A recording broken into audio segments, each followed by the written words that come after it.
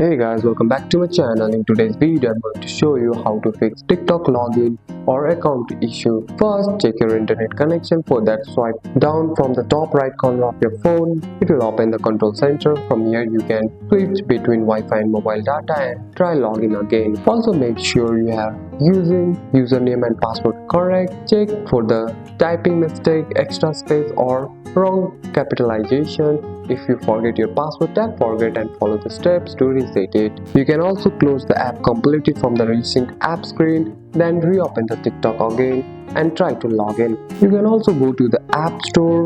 In the search bar, type TikTok, open the official TikTok app. If there is an update available, tap update often fix bugs and login issues. If still you are facing this problem, uninstall TikTok from your phone, then download and install it again from the App Store.